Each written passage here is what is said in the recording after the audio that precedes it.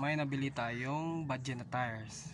Ang brand ng tires na to ay Leo Tires. So nabili ko to sa Shopee ng 600 pesos lang at pair na.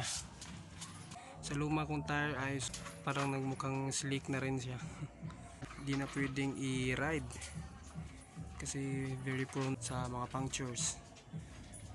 Try nating pisilin yung yung sidewall niya at sa tingin ko naman ay makapal siya at hindi magsa-slice sa anumang matutulis na bagay. I trust this Philippine brand, local brand, Leo Tires. Ginagamit ko rin yung sa aking folding bike, papakita ko sa inyo mamaya.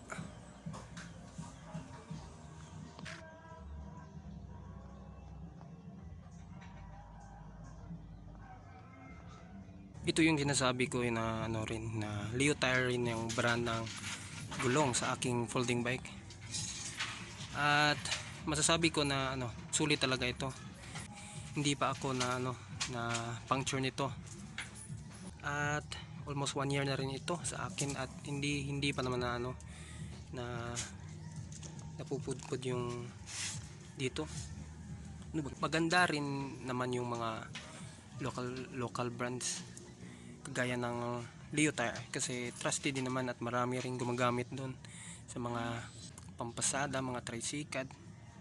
Super matibay. Ito yung sinasabi ko na nung nagmukha ng slick at mukhang hindi na talaga siya trusted na ilulong ride natin. 5,000 km more or less na nagamit rin itong gulong na to. Sobrang nipis na talaga nito at makailan na akong nabutasan nito sa daan.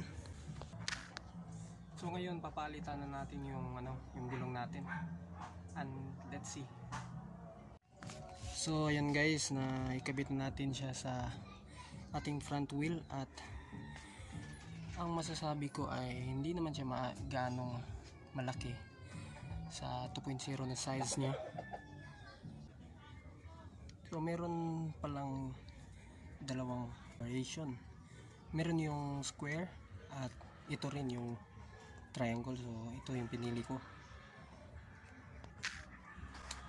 So soon i-test ride natin itong yung gulong natin at i-review na rin natin soon kapag nagamit na ng matagal.